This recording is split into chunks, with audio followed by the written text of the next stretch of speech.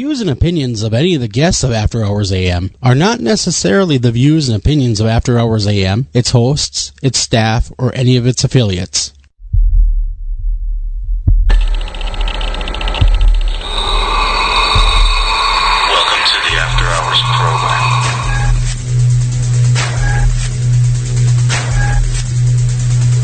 Are you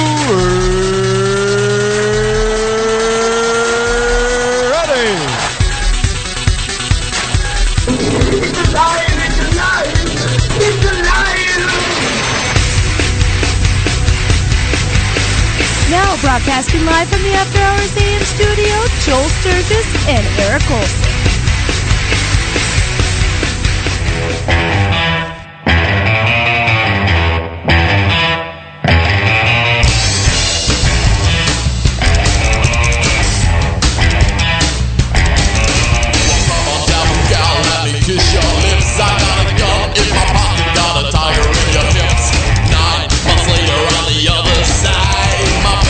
And we had a devil child. Devil child got glowing eyes. The boy that hated that well. Devil child got sold to mine. My baby had a devil child.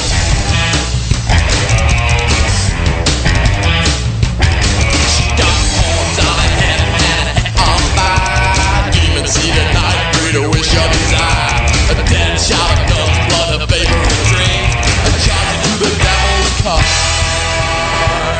And good evening, everybody. Welcome to this edition of After Hours AM. I'm your host, Joel Sturgis, right along with me, Eric Olsen, eating a fajita. Are you eating a fajita? I am. Fajita. I just swallowed a healthy chunk and it burned all the way down. Oh, wow. Well, now we know what you're eating during the show, so that's a good thing. At least you have nourishment. I may not eat again, at least till the break. Well, you may not. You may not. Maybe you're like a snake and you only eat like once a year. Who knows? Exactly. And I shed my skin. That's exactly. That explains, mold. That explains why you look so damn young, man. That explains everything right there. I thought for a long time you're a vampire. You should see me in the morning, though. I'll tell you. People go. I look much more like my age at that point. Yes. And last night we had a great show. By the way, just a recap. If you missed it, with Mr. Jeff Mudgett from American Ripper. He came on and kind of told us where the bodies are buried, and literally and figuratively, and got down to the bottom of it. But when he talked about the brain still being in the skull of, I believe it'll be H.H. Holmes personally, but it's still in the skull of the cadaver that they took out of that crypt. That was really damn creepy and cool at the same time. It was wild. I absolutely very, very agree. wild. That's amazing. I mean, look, let's put it this way. Whether we buy into the central theme or not, there's enough other things going on, and the show is well enough made and compelling enough that I'm going to watch it. Yeah, it's me really too. Interesting. I like his co-host or co-star, the ex-CIA operative woman. She seems pretty straightforward. She's not going to put up with nonsense. Yeah, she's there for the adolescent boy crowd right there. Well, maybe, but I don't. She's not going to put up with nonsense. Well, and, exactly. You're right. You're absolutely right. And so, I know that it's controversial, and we don't shy away from controversy. Quick programming. We embrace it. We do. We love it. We kiss on the forehead like our own child. Controversy once in a while, because guess what? Controversy creates what, Eric? Controversy. Prince. Ratings? Yes, ratings gold, my friend. Listeners, cash, someday, that kind of stuff. revenue. Sure. Hey, by the way, quick programming note. If you missed last night's show, we're coming at you with After Hours AM Deeper Cuts on Tuesday nights with Mr. Greg Bakken, and I will take you through the deeper story behind a lot of your favorite paranormal peeps. First, right out of the gate, we're having Andrea Perron on, and of course, everybody remembers her from when she was on After Hours. We're going a little bit deeper that story, behind the scenes of The Conjuring, and get her take on a lot of the things that have transpired since our interview as well, because there has been some things that did transpire, by the way. So we'll catch up Sure, with her. absolutely. And then, of course, the following week, we're going to be talking cryptids with our good friend Eric Altman. And he's going to be telling us all about, Bigfoot, Dogman, all that kind of good stuff. So a couple of great shows right off the bat. And, of course, we will continue to bring you great content along with the Criminal Code and this very show, the original After Hours AM. So nothing is being retracted. We're only expanding, baby. We are expanding like a blimp. we are. We are. Hopefully, we will not go down in flames. That is like true. The Hindenburg. Oh my God, the humanity! Yeah, exactly. Don't want to do that. Do not want to do that. On that. Could you imagine being like the waitress on the Hindenburg when that thing was going down? Man, did I pick the wrong night to work? Do I get hazard pay for this? Ugh, going down in flames, literally. That, and then, of course, other big news is September, by the way, Eric. September, I will be back in Reamer, Minnesota, because they're having the Bigfoot Music Festival. So I will be over there. They're having some rock and roll bands. You mean a different? They are. Festival Yes, whole different than Bigfoot the other festival. one? Yes, whole different festival. And of course, you can check that out over on my Facebook page. Just search me out, Joel Sturgis, or just check out After Hours AM / America's Most Haunted Group over there, Facebook, and you can see where you can buy your tickets and stuff like that. Attend. I plan to be there. I think it'll be a good time. I wonder if the old Squatcher is going to get up and play a little banjo. Oh my! That'd be kind of Bigfoot fun. himself? Yeah, that's what I'm talking about. I want Bigfoot to show up and start riffing So on he's got the old He's got Strat. opposable thumbs, huh? He does have opposable thumbs, according to what everybody's been telling me. All right. So he better I'd show up. I'd like to see that. I want him to bring his Strat with him. And Lure him with Jack Link's jerky. That's right. Exactly. Bring him into town and then have him play a little ditty or two. And then one more note. We in October, man, we are busy over here. October, me and Greg, and of course, God willing, and Eric can join us over at Paracon, Minnesota, in Menominee, Minnesota. But that's a long way from Eric, so if he makes it, that'd be awesome. But if not, I know he'll be with us in spirit. And drop by our table. We'll be doing a live broadcast as well as giving away a few things. So you're definitely going to want to check that out too, Paracon over there at the Shooting Star Casino. Wow. Yeah, we are really, really busy, and it's been great. And I want to thank everybody that has supported the show enough to give us a third night and enough to come out and see us, quite honestly, because, I wouldn't even want to see me. So, just saying. You're going to see you if you bring a mirror well, or something, I or maybe you avoid- pass. Maybe if you walk over a puddle of water. I avoid mirrors at all costs. I do. I don't have hair, Eric, so I'm not concerned about combing it. I understand. So, I don't have an overabundance of hair. So I go, oh, do I really want to look in the mirror today? Oh, my God, look what happened to me. Every time, so, I avoid them. And I was hoping to become a vampire, much like you, so I wouldn't have a reflection anymore. Ah, yes. But Well, that- it is an advantage. that backfired on me, of course. I still am very, very human. But tonight we have a great show on tap. We got a great guest. And actually, you were on her radio show. I was just Tuesday. Yeah, it was so fun. we're having Becky Vickers. That's what it is. Becky Vickers. I knew who it was. I just wanted to actually give a web address if I could really quick while we're talking. Don't leave us though. But go to BECKS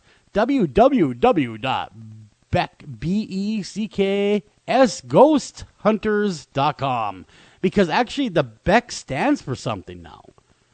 It's not really a name. It is kind of cool. I think it stands for Behind Every Cloud is a Kindred Soul. I think it's what it stands for.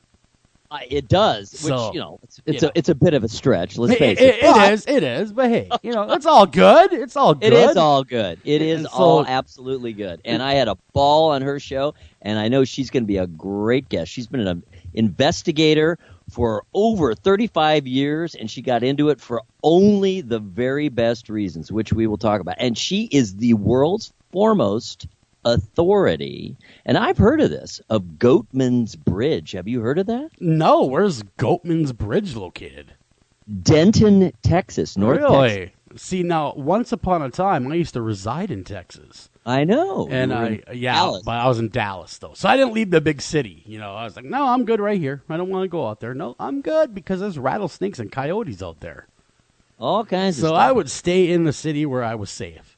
But, I should have Or roamed left. a little bit. It's fairly safe until you got into traffic. But anyhow, let's get to some news here, man. Some news that grabbed my eyes.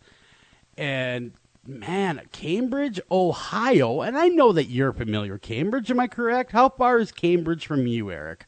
It's fairly far. It is pretty much due south from where I am. It is on the eastern side of the state, slightly south of central Ohio. It's pretty much straight down 77. Really? So not really that godly far from you.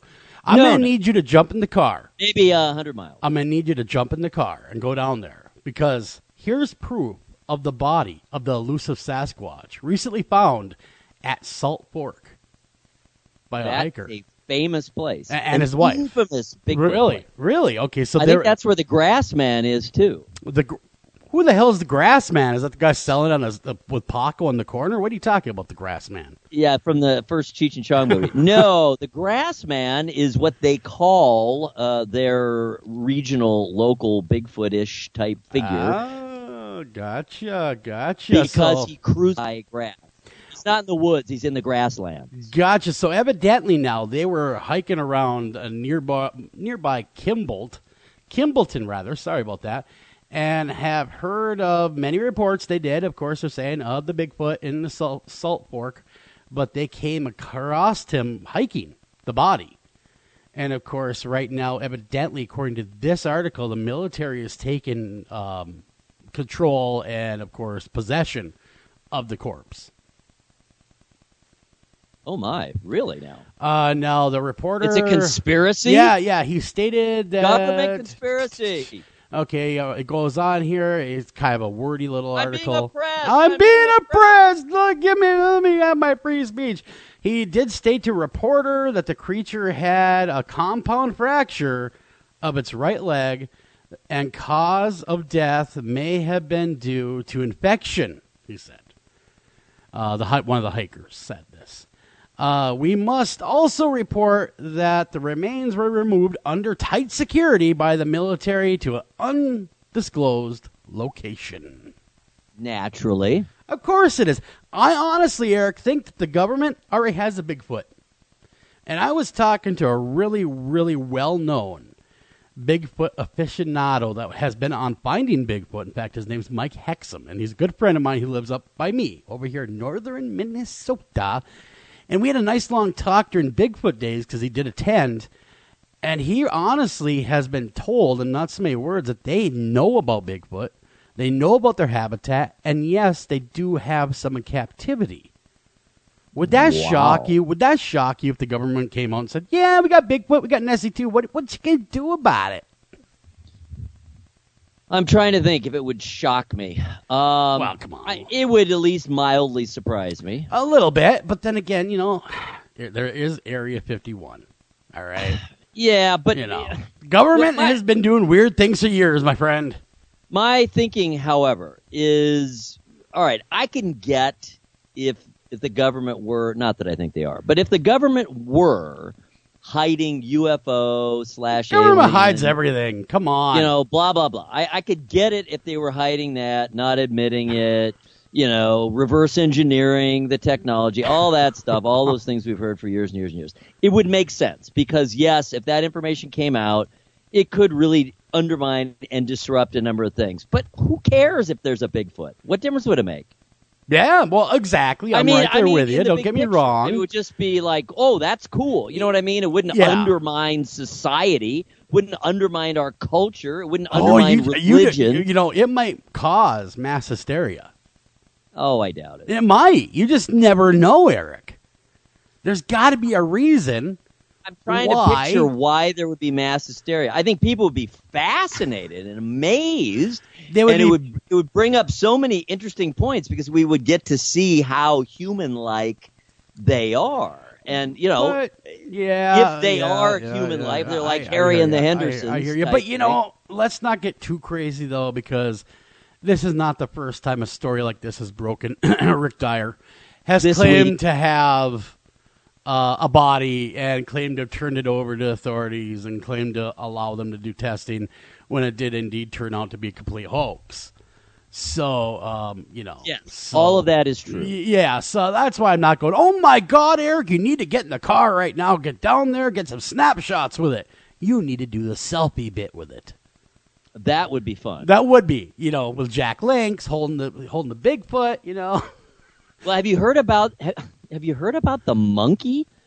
The monkey trial? I heard about this the selfies, morning. the monkey selfies. I did hear and about PETA them. is saying the monkey owns its own pictures. Okay, now PETA is sometimes my friend, sometimes not. Some of their, but by and large, they do good work. So, I'm not going to yell at PETA too loud for the good stuff they do, but this is absolutely crazy, okay? Now, this monkey took this camera, basically, and flashed a few pictures of himself. I'm sure most of you know the story by now. Decided he's going to go ahead and flash some really good-looking pictures. Don't get me wrong. I mean, they look like they should be on posters. You know what I'm saying? And they probably will end up on memes and everything else by the time the week is over. Not a problem there. But now, PETA steps up, saying, hey, here's the deal. That's the monkey's property. The monkey's a person. Exactly. Yes, and that's how the guy sounded from PETA. He did a press release. That's the monkey's property. He sounded like he had a bad case of hemorrhoids, trying to discuss the monkey's point of view. He was constipated. Yeah, exactly. He sounded like he was having some bowel issues while he was talking. Probably because he had just eaten some bushmeat. More than likely. Well, no, he's PETA, so he's not eating tasty animals. So that's why I said. Yeah. So he's over there, doing that whole bit. Now, really, there's really no precedent here. Although there's one case, I think in Argentina or some faraway third world country, the judge ruled that I think it was like a bear or something could be considered to have rights, okay. But now we're talking about modern day first world issue here. Are you kidding me? The monkey is cool. The monkey is great. I think the monkey deserves all the publicity it's getting within reason. But what would it do of money if you gave it to it? Anyway, come on. Just for its care, I suppose. Yeah, but it's in the wild. All right, well, I need to look further into the story. I really just kind of caught it out of the corner of my eye. Oh, no, I watched the whole thing on good old GMA, Good Morning America, this morning. I'm like, what you talk about, Willis? Isn't there a photographer involved? Yes, the photographer is involved. Gave him the camera, let him run amok with the camera, basically doing So who is PETA defending? Well, PETA's the monkey against it against the photographer. Well, no, they're trying to get the royalties for the monkey. Let me. Got it. Okay, but here we go. As opposed to the photographer. Well, here we go. Let me read you some of this article. All right, you go. Right. The U.S. Appeals Court has debated whether or not a monkey can own the copyright of a selfie, while the photographer whose camera captured the famous images watched a live stream of the proceedings from his home in the UK. David Slater could not afford to, of course, the airfare to go to San Francisco to attend the actual hearing Wednesday, nor can he afford to replace his broken camera equipment that the monkey destroyed while taking these pictures. Number one, dude, do not give your camera to a monkey. It's like giving it to a 1-year-old, all right? You're not going to get that back, not in the same condition you gave it out. The story of the monkey selfie began all the way back in 2011 when Slater traveled to Sulawesi, Indonesia. I don't know. And spent several days following a picture group because they have this big, long explanation of what they are. I'm not going to go that. They're snapping pictures, folks, in the jungle. All right, that's all they're doing. And he was walking along, and he sees this monkey, okay? He coaxed the monkey to grab the camera and press the shutter button while looking into the lens. After he struggled to get his camera back.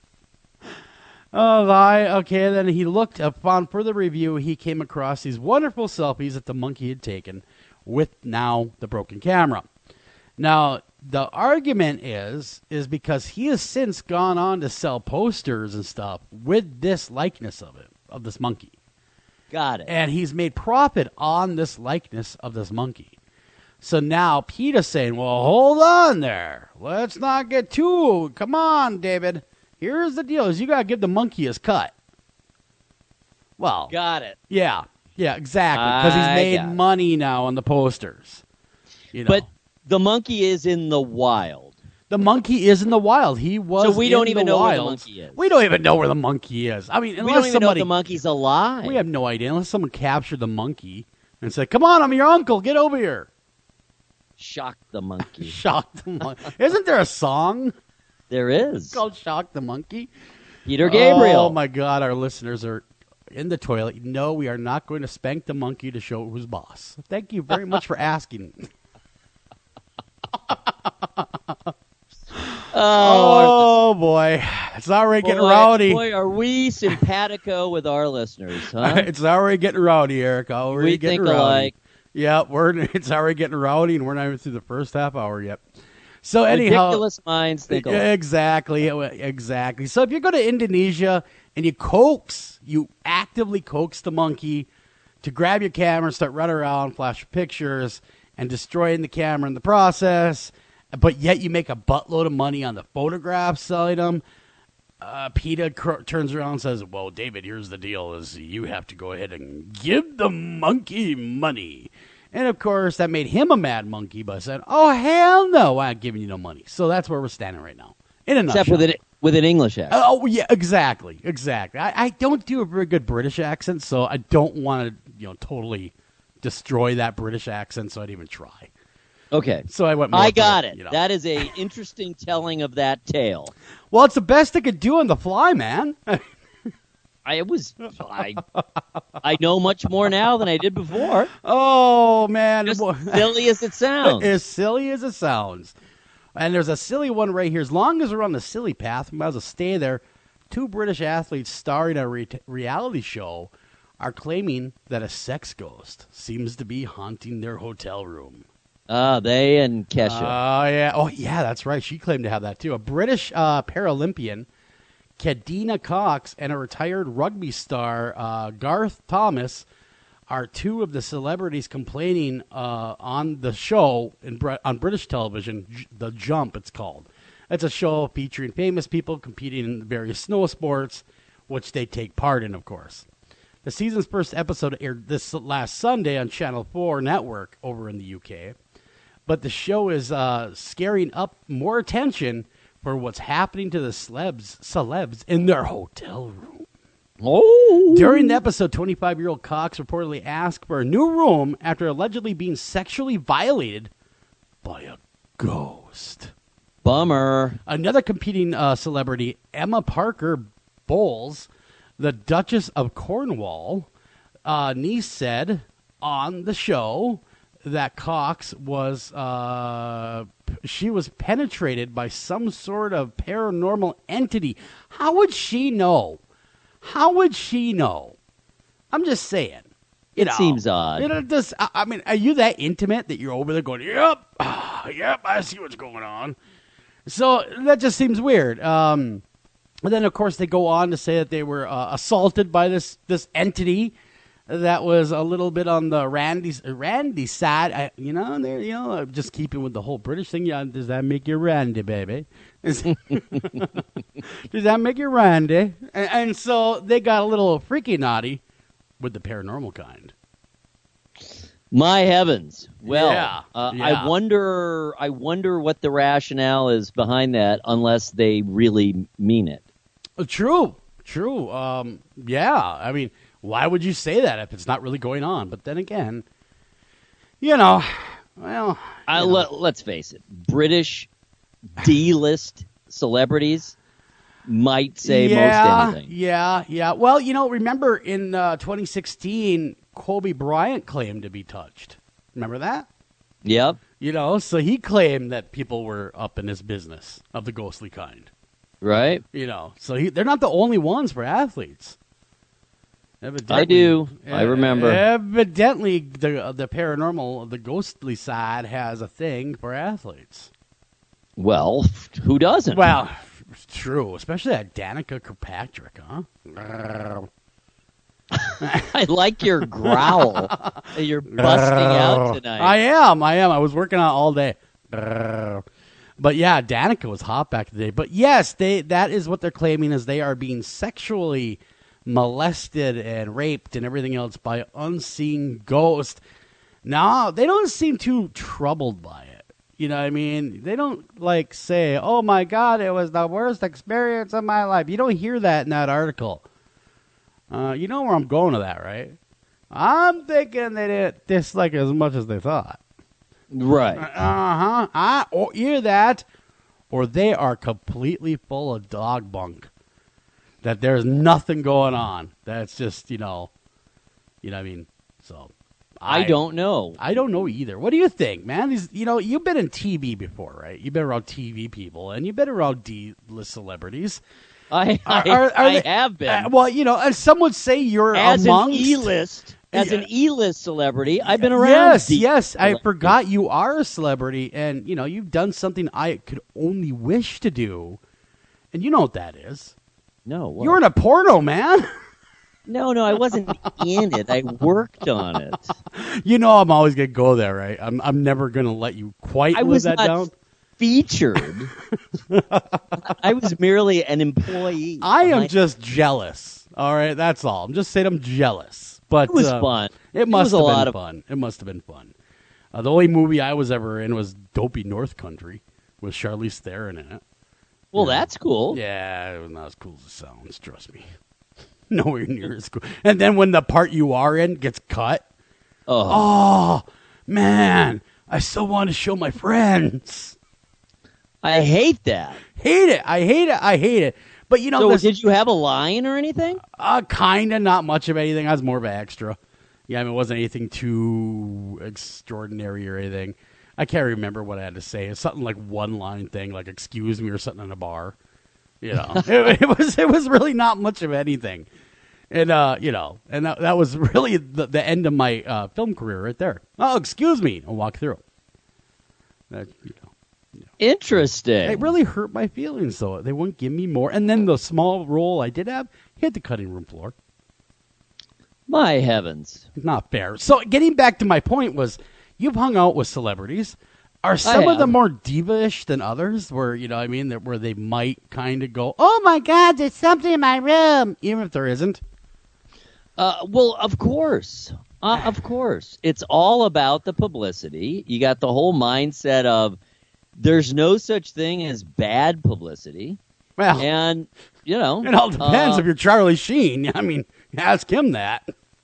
Yeah, that is very true. I would say he qualifies as having some bad publicity. Tiger blood, winning, all that stuff. So, yes, exactly. So, I think, yes. But when you're at his level, when you're successful and as well known as he is and has been for as long as he has, then yes, I would say you are at that point.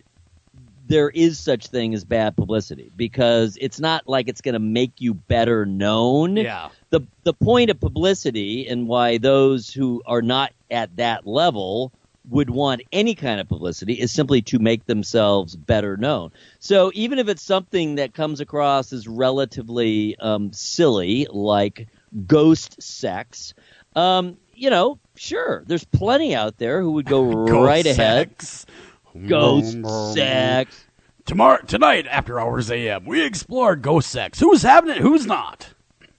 Exactly. And, I mean, there is a serious side of it. You have the whole theory about the succubus or the incubus. True, and that true. that they come in the night and put themselves upon you and steal your energy. Wait a minute, that sounds a lot like a date with Bill Cosby. Wait a minute, you just described a night with Bill. Yes. The only thing, the difference, though, is the succubus and incubus don't need to drug you. Well, true. I'm just saying he sucks your energy out of you, and, yeah. Anyhow, we got to run a break before I dig myself an even bigger legal hole. So when we come back, we're going to have your America's Most Haunted Headlines, as brought to you by America's Most Haunted. So don't go anywhere. Be right back right after this.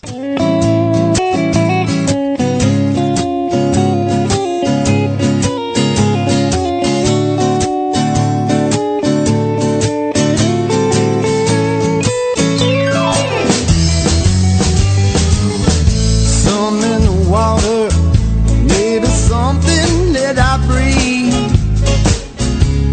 something from a bedtime story, something from the sea.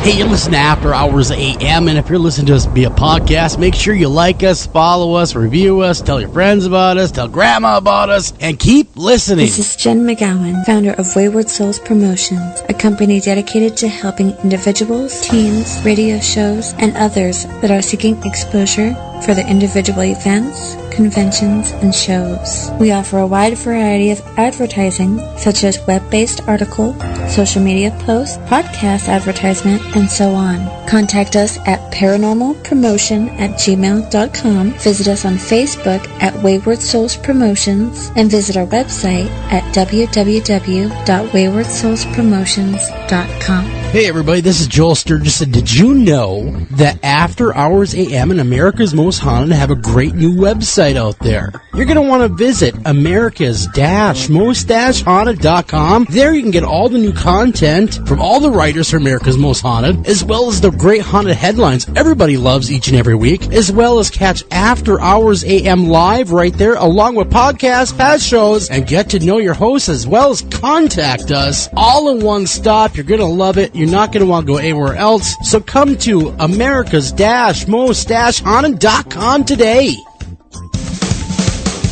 Anavar Media LCC is a dedicated team of professionals committed to helping business development scale and protect their websites, mobile applications, enterprise software solutions in the Northeast Ohio area.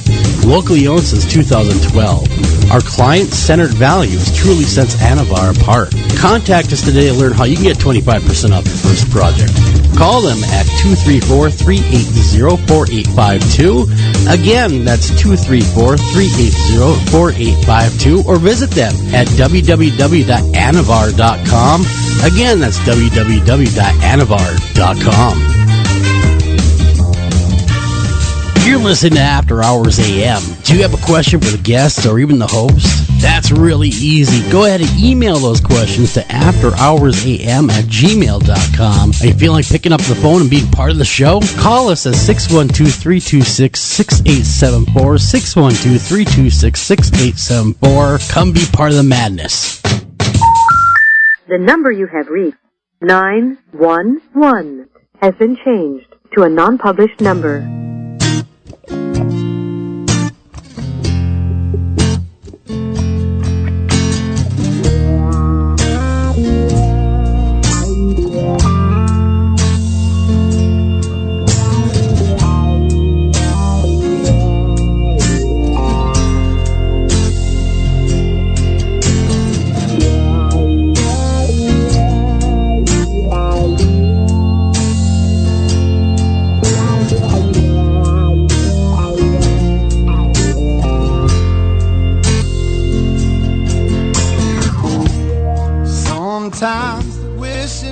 And welcome back to After Hours AM. Hey, that's a brand new band joining us. That is the Christopher David Hansen Band.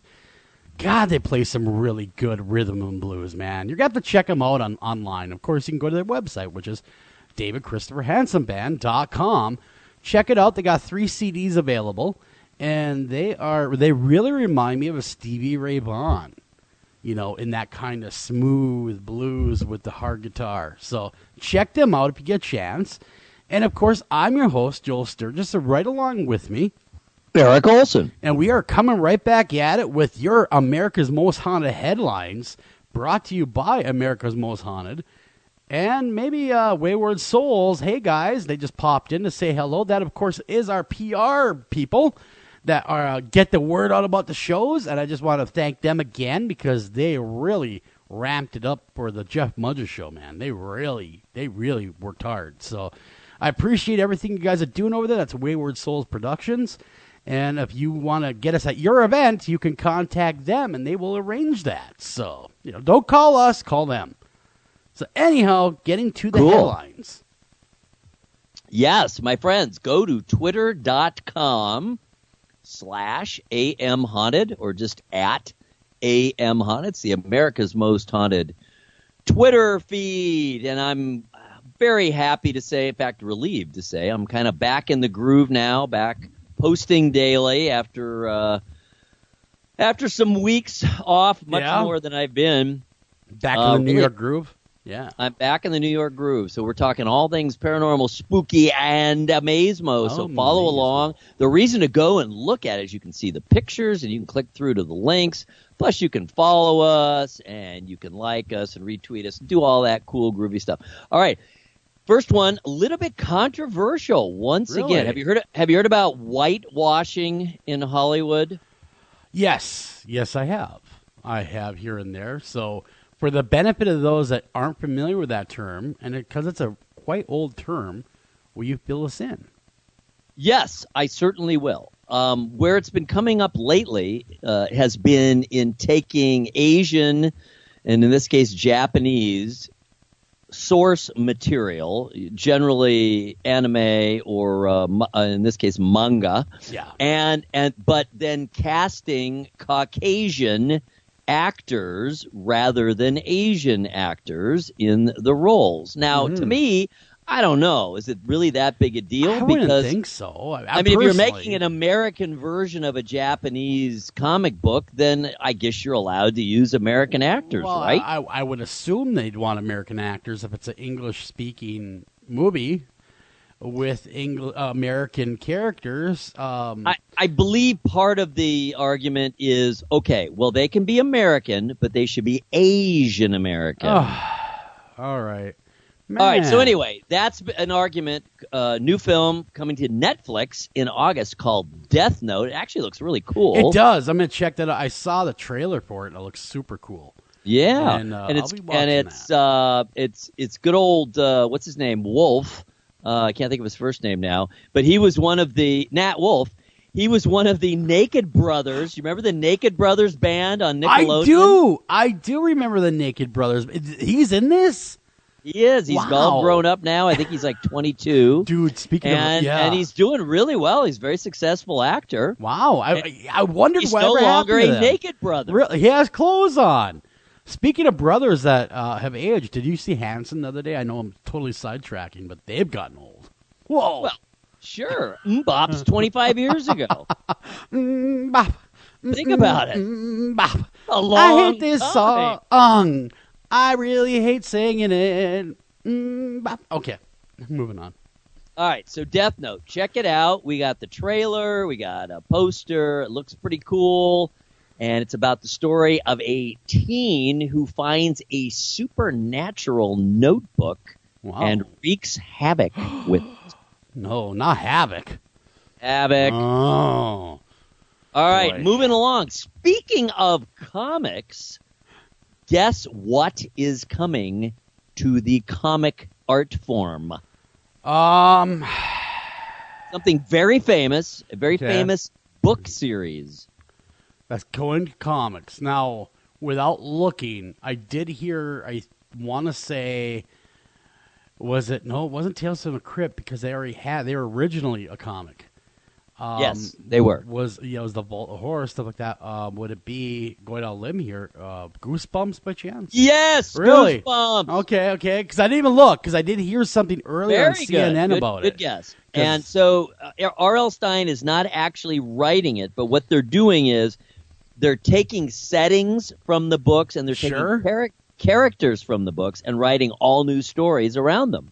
Oh, that is very, very cool, and I might have to check that out. I always kind of like the R.L. Stine, or the Goosebumps series of books. Oh, me too. Love it, love it, love it. So that will be coming out from IDW Publishing, a real cool comic company, and keep an eye out for Goosebumps comics. What they're going to do is have a storyline that arcs over 3 issues. Really? So you get 3 issues of one story. It's kind of like a beginning, middle, and an end, and then they'll move on to another story. Well, that's pretty cool. Oh, tomorrow night, by the way, I'm going to go see the new Spider-Man.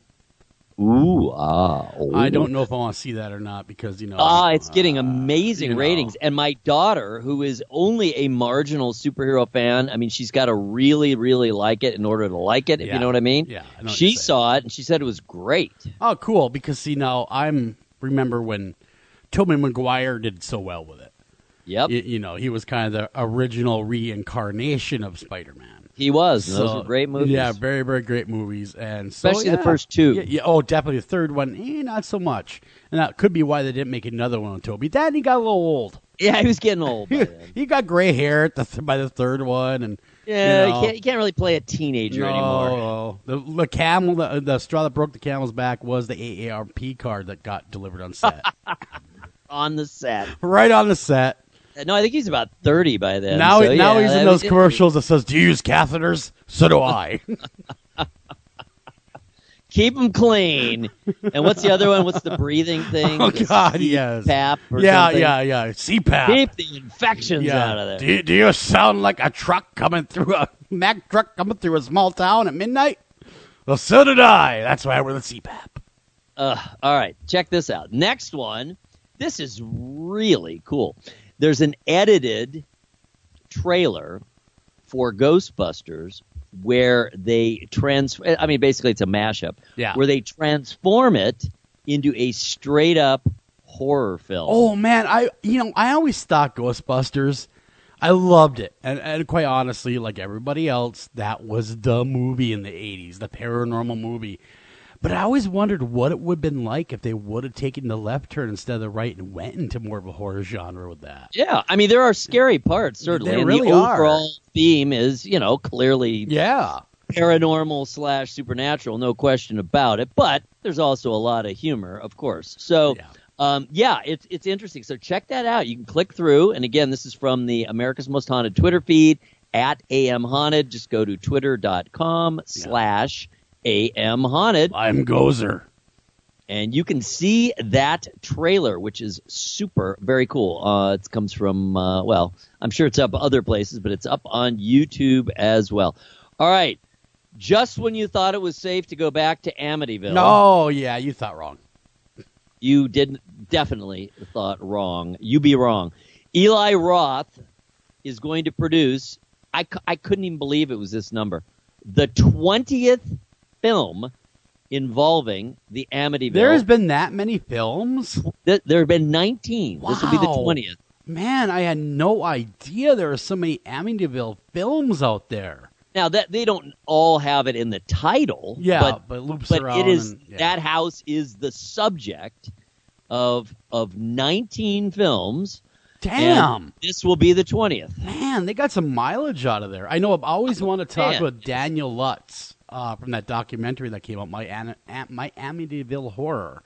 Right. I'm trying to get him on the Tuesday show, and I'd like for him to kind of maybe tell all what it was truly like in that house. Absolutely, that would be fascinating. Yeah. So one of these shows, man, because we could even go into a Wednesday show with that because it is true crime after all. The original event. It is. So one of those days, true crime man, as it gets. Exactly. One of those days. Wiping out his whole family. Oh, I know. With a deer rifle. Not cool. Not cool at all. All right, check out this next picture. Holy skulls, Batman. There is an amazing picture, for those of you who are not looking, of a huge skull with a very pronounced forehead. Yeah, that thing's got... That is on wheels. It is a skull wagon. All right, then. Now, obviously, this is art. This is not functional, because the wheels look like they've seen better days, and the skull is a little too bulbous to carry around, so... Yeah. I wonder how they made that. That'd be cool to see how they actually created it. It's a very interesting story. It comes from one of our favorite travel logs, Atlas Obscura. Oh, yeah, I see that now. Yeah, they're always in and it's a grounds. The grounds are owned by a clown, or a former clown, I guess, a former Russian clown. But this is near Paris. It's in France, and he has just all kinds of crazy things on the grounds. And time on his hands, evidently. and time on his hands. And apparently there's more than one of these skull wagons. Huh. Really cool looking. Isn't that amazing? I need one of them. I think it is the I want one. coolest. I'm going to get a hold of them. I bet the skull shipping. wagon. I'm going to see if Amazon carries that. Hopefully it's on Prime. Yeah, exactly. Free shipping. Needless to say. Oh, man, that is cool looking. Guess what was announced today? What was announced today, man? The Emmy nominations. And are there any horror shows, movies on the docket to win anything? There are. Which ones? Both Stranger Things and Westworld. Really? Cool. Had a ton of nominations. See, now, Stranger Things, that was kind of a surprise hit. They weren't sure if it would go anywhere. It got a ton of nominations. It did, and it was really well done. Very well done. Just giving a shout out to my girl Winona Ryder out there. Oh, yeah, I remember that night, She Winona. was not, unfortunately, nominated. No. I'm sad to say. No, that is, she's a friend of mine, so it would have been crime. nice to see her win something. Poor I Winona. would too, but nonetheless, it was a huge comeback for her. It was. It was. She's come a long way from those coked out shoplifting days. Yes, she has. She has returned. I am happy to say. So yeah, it's a very interesting list, and it's not all the usuals. It's interesting to see how the Emmys are now kind of breaking out into the streaming services. In other words, Netflix. Well, it's about time. I mean, Amazon, and they even have a new category that's basically digital only. Or it's kind of like, my God. It's kind of like supplemental shows. Are you kidding me? Wow, they're finally embracing the digital into streaming.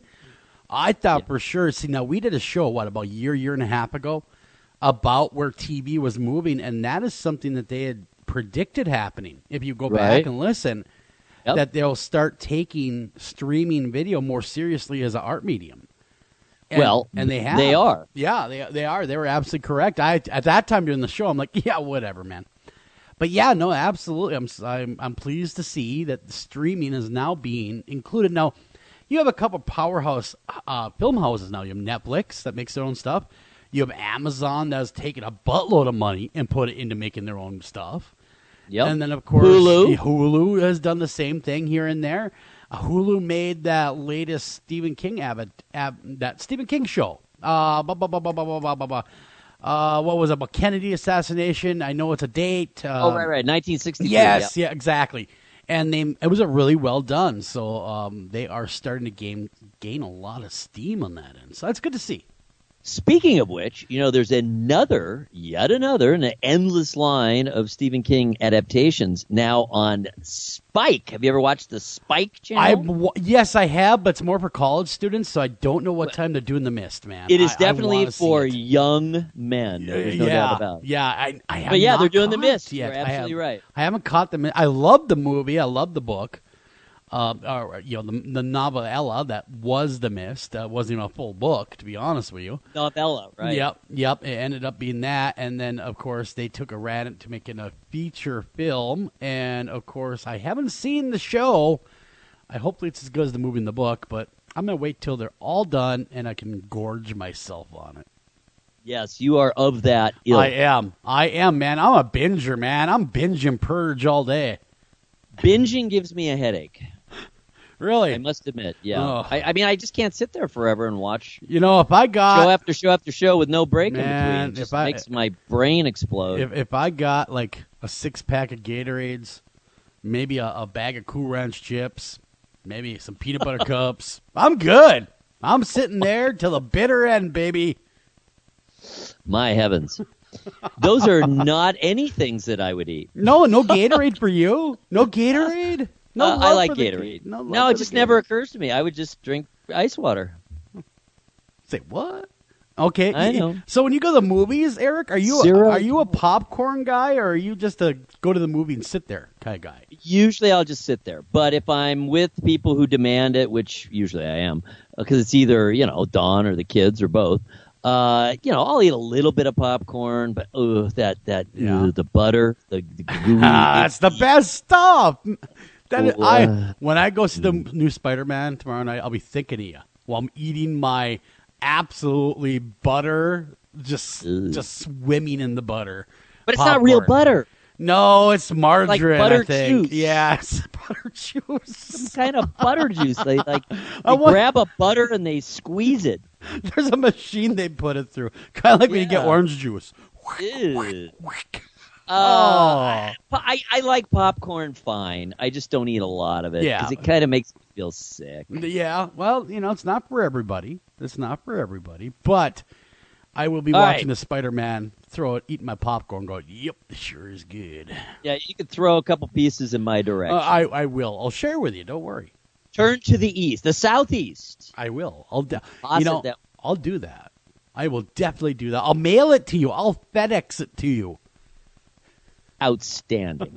All right, moving along here. This is amazing. The Juno spacecraft is now real close to Jupiter. And so we all know about the famous red spot of We Jupiter. do. It's a huge, enormous storm is really what it is. Huge. So it's Love it. winds. So look at this up close picture. It looks like a dragon's eye. It does. It looks pretty gnarly. It looks like something needs to get lanced. Yes, very good. A swirling boil. That's what it looks like. Like someone took and they did an X-ray of a boil with a high def X-ray or ultrasound. We could see color, and it looks like a swirling boil that needs.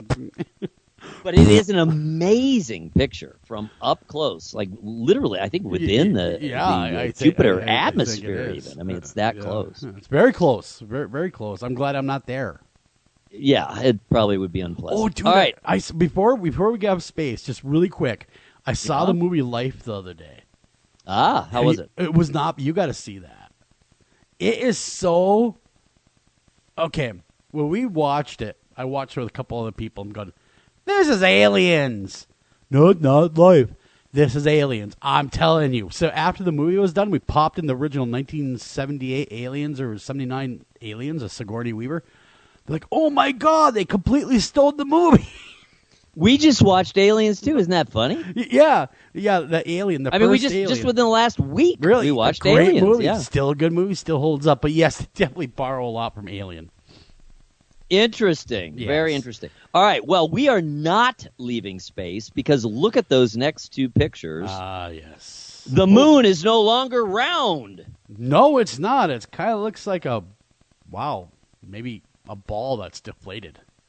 It's really squished, red and squished. Looks like a football on the right. But on the left, it's almost rectangular. That is the weirdest picture of the moon I have ever seen. Look at that picture. Huh. That's the moon. That is weird, Eric. It is almost rectangular. Well, that was taken off the coast of Maine. I was going to say what's interfering with I mean, obviously it's the Earth perspective making it look that way. God, I hope so. Otherwise, we're all screwed. Oh, yeah. But, we would not want to lose the moon. That means a lot to us, the moon. I would say so, yes. Yeah, everything is, our waves. companion in space. Exactly. It's the only thing that we have to wave up at, going, hi. So it's like our little brother. It is well, like sister. Yeah, it kind of is like For some reason, we think of the moon as female. Well, it bears no fruit. What are you talking about, man? Come on. Well, that's a good point. No, I wonder why. Honestly, every civilization throughout history has thought of the moon. I know why. As female. And I have a theory on this. See, now when they're looking up at the moon and they're with their girlfriend, going, "Oh, isn't she beautiful? Isn't she? She's as pretty as you are, honey." See, you think it's ulterior motive? It's to get busy. You know what I'm saying, and not with a ghost. An ulterior motive. Definitely ulterior motive. Don't us guys usually have one anyway? Come on. Oft times. Yeah, more often than not. Come on, let's be real. Oft times. All right, you want some amazingly wondrous TV news? I would love some amazingly wondrous, amazemo TV news. Exactly, I love that word. What character do you think is returning to American Horror Story for season 7? I sure hope it's Kathy Bates. Who is coming back? I do not know. You got me here. I'm not... Twisty the Clown. Really? See, I saw the picture, and I'm thinking, Really? So he's coming back because he, of course, was in American Horror Story Circus or Sideshow or whatever they call it. I can't remember anymore. And he was a nasty, nasty dude in there. And how are they going to bring him back? How are they going to write him in, I wonder? I don't know, because have you heard the theme for season 7? Not yet, no. It's the 2016 presidential election. I'm not kidding. Isn't that bizarre? That's a little weird. It's really weird. That's How are really they going to weird. make that into a horror story? Well, we won't go into that. Yeah. I was going to say, did you not watch the video I sent you where they remastered Pink Floyd's The Wall? Did you see that video? Yes. Yes, indeedy. So anyway, we can only imagine. Like what they're not saying is, are they going to use real names, for example? They should. They should. Or is it just going to be, representative figures? But nonetheless, somehow, some way, Twisty the Clown is returning this coming season to American Horror Story. I wonder if he doesn't play one of the candidates. Maybe. Quite an appealing candidate, I would say. Or with a Oompa Loompa running, and he's the running mate. With that smile on his face at all times? Yes, I'll vote for him. What the hell? Nothing can wipe that smile. No, he's so happy. Why so serious? That's all he wants to know. Why are you so serious? All right, this one, this is kind of serious, actually, if you think about it. This was on the religion site called Pathos, which is pretty good, pretty interesting. They have people writing, they have columnists who write representing every religion you can possibly think of. Sure. All right, so this one was written by an atheist, and he was a little bent out of shape. He didn't quite understand this, just kind of a post that came from blog somewhere. And it says, it's a nice little picture showing the sky and this and that. And it says, I'm an atheist, but sometimes it's nice to pray. And this atheist columnist was aghast at the notion. How can you be an atheist and pray? Because you're praying to no one if you're an atheist. I mean, I understand, I guess, where if I were to be an atheist, which I am not, but I guess I get his rationale, but I don't get his outrage. If it soothes somebody, who cares? Exactly, and that was the point of the person. Yeah, I mean, I get his thinking, but he doesn't need to verbalize his thinking because, hey, what soothes one person may not soothe another. Well, he's saying it's irrational. But I get it. Human beings are not only rational. No. In fact, some of our best things have come from being irrational. Exactly. We wouldn't have the airplane if we were rationally thinking. Well, that's a very good point, actually, because we would realize it's impossible. Yeah, well, because everyone said you're never going to fly to the Wright brothers, and what they do? Because it's heavier than air. Exactly. That's not rational thinking. You're just going to crash and die. All right, so in conjunction with this, I'm an atheist, but sometimes I like to pray, and the subsequent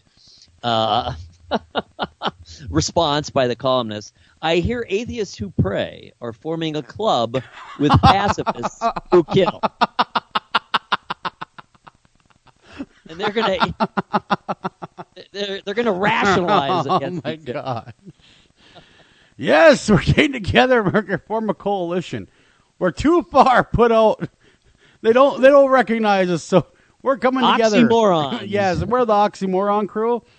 And sometimes just the moron, but most of the oxy part. And we're here because we mean business. Exactly. All right, so moving on, we got time maybe for one super quick one. All right, so there's been a lot of activity lately around Roanoke, including American Horror Story. Yeah. In fact, I just caught that Roanoke on History Channel rerun. Okay. So it's Yep. So go very ahead, cool, man. very interesting. It's the Lost Colony, right? It was the first English Yep, colony. exactly. They disappeared. No one knows where they went. There's all kinds of theories. All right, well, they thought they had found a gold ring at the site of the colony. Really?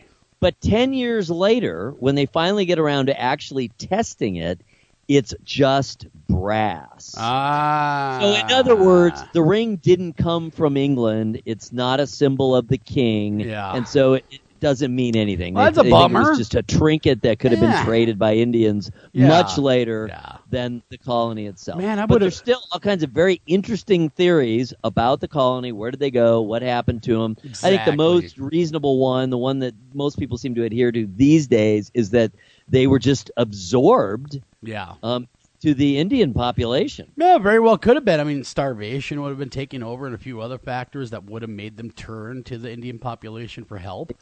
And that would have totally made sense. But very, very cool. Roanoke has always been one of those things that's on the tippity-top list of what the hell happened moments in American history.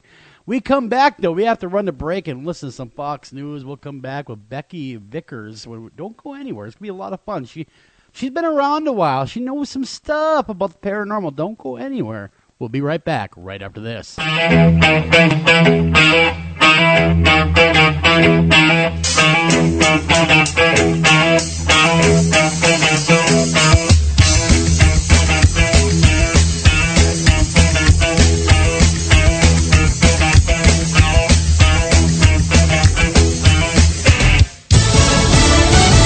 An admission in the disappearance of 4 Pennsylvania men. I'm Lisa Lacera, Fox News. A man already in jail who was the focus of the investigation now admits he killed them. The attorney for Cosmo DiNardo saying his client agrees to plead guilty to murder in exchange for prosecutors taking the death penalty off the table. This investigation began when these men went missing, one on Wednesday and the rest on Friday. And investigators went to that farm on Sunday because of apparently a cell phone ping. And they brought cadaver dogs, and those dogs hit on a site there where they began digging, and were digging all week. And last night at midnight, authorities revealed that they had, in fact, found a mass grave on that property about a mile from where I'm standing, and they had positively identified 19-year-old Dean Finocchiaro as being one of the victims in that mass grave. The only question was whether the other 3 missing men, 19-year-old Jimmy Taro Patrick, 22-year-old Mark Sturgis, and 21-year-old Tom Mio, were also in that mass grave 12.5 feet below the ground. Fox's Rick Leventhal in Silbury Township. DiNardo was arrested Monday on an unrelated gun charge from February, accused of illegally possessing a shotgun and ammunition after being involuntarily committed to a mental institution. New information on the Russian lawyer who met with Donald Trump Jr. Court records and transcripts reviewed by Fox News show the Russian lawyer at the center of the Donald Trump Jr. emails was granted a special immigration status by the Obama administration Justice Department. Natalia Veselnitskaya was granted immigration parole status as she was part of the legal defense for a Russian businessman accused by federal prosecutors of money laundering millions of dollars in real estate transactions. Fox's Catherine Herridge in Washington, but Democrats say Republicans are overplaying the connection to the Obama administration. Meanwhile, Mark Warner, the top Democrat on the Senate Intel Committee, saying the panel has requested documents from Donald Trump Jr. Fox News, fair and balanced. Over lack of marijuana. Nevada's recreational pot law says alcohol distributors have to be the ones distributing recreational marijuana, and that was affirmed by a judge last month. But the Nevada tax commissioners issued an emergency statement because they said no alcohol distributors were meeting the requirements in order to distribute pot. That's changing, though. One of the alcohol distributors has been approved and received their licensing. The one we're using is called Blackbird. We received a shipment last night of new products, so we are restocking our product as we speak. Damian White's the compliance officer for Relief Pot Shop in Vegas, and he says things did get dicey there for a bit. The tax commissioners are meeting Thursday to discuss distribution rules and figure out how many distributors are even needed. Jessica Rosenthal, Fox News. 2 former staffers for a congressional delegate from the Virgin Islands charged in connection with the circulation of nude images of her and her husband. Juan McCallum of Maryland indicted for cyberstalking, while Doreen Brown Lewis faces obstruction of justice charges. A group of Afghan girls scoring a victory as they're cleared to enter the U.S. President Trump personally intervened, and now Afghanistan's all-girl robotics team will be allowed into the U.S. to compete in a contest against teams from 157 countries. The Afghan girls have come up with a ball-sorting robot which has the ability to recognize orange and blue colors and can move objects to put them in their correct places. Girls denied the right to an education under the Taliban, and the manager of their team is calling this an important step for Afghan women. The girls had twice before been denied visas and were planning to compete via Skype video link, but now they can all be there in person. Lillian Wu, Fox News. A spokeswoman for former President Carter saying he was taken to a hospital as a precaution after becoming dehydrated at Habitat for Humanity construction project in Canada. Lisa Lacera, Fox News Radio.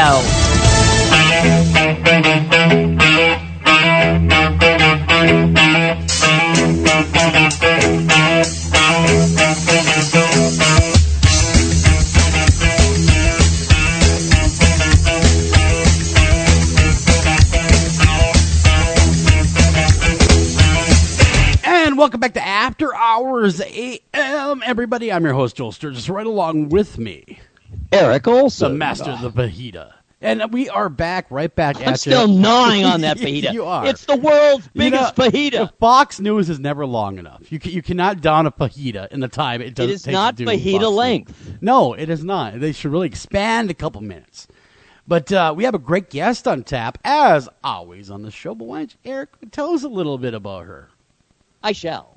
Becky Vickers is founder of Lake Cities Paranormal Society and BECKS, i.e., behind every cloud is a kindred spirit. See, I nailed it before. BECKS Ghost Hunters, radio host of Bridging the Paranormal on KCORradio.com, author, tour guide, speaker, blogger, and enthusiastic paranormal investigator with over 35 years of experience. She brings her lighthearted and fun style of investigating and southern charm to the world's most haunted locations, including Alcatraz, the Stanley Hotel, the Winchester Mansion, the Mineral Springs Hotel, Rose Hall in Jamaica, and her beloved Goatman's Bridge in Denton, Texas. Ooh. Becky's love for the paranormal makes her eager to help others and continues to push the boundaries for proof of the afterlife. The Texan lost her grandfather when she was 17 and had a very difficult time getting over it. She loved him so much she didn't think she could live without him and needed to know she could still communicate with him. She read everything she could get her hands on that had to do with the afterlife, and that started her love of ghost hunting and the paranormal. It is her way of staying in touch with her grandfather.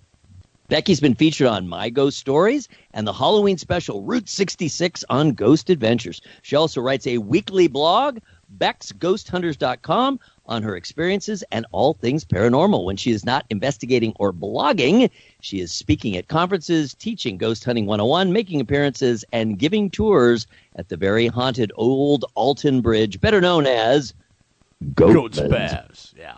Goatman's Bridge. Bah! She is currently working. No, wait, that was a sheep. She is currently working on a weekly paranormal series of local haunts in North Texas, the local television station, and look for her forthcoming book, Goatman's Bridge, about the history, murder, and paranormal activity at this amazing location. Welcome to the program, Becky Vickers. Oh, my gosh. I want to hear you do that whole intro all over again. He is I want the to hear best. the sheep sound. I want to hear all of that all over again. Bad. Yeah. I want to know where my fajita is as I sit here eating a Twinkie. Where's the fajitas? That's a good question. I don't have one for you. You are in Texas, so they should not be that far away. I am. You have access to the occasional fajita. Once in a while. Yes. Yes, we do. Yes, we do. So now, Eric, of course, with your stellar intro, really leaves not much to talk about. Hey, it's been a great night, folks. See ya. No, just joking, of course. I'm tired. I didn't know I was so busy. Live long and prosper. So, really, you got into the paranormal 30 years ago, and you must have been like, what, 1.5 running around paranormal investigating? About 2, just started walking, and I'm like, hey, what's that over there in the dark corner? Yes, I've been doing it forever. What is that thing over there? Mom, by the way, Mom, my Pampers are full.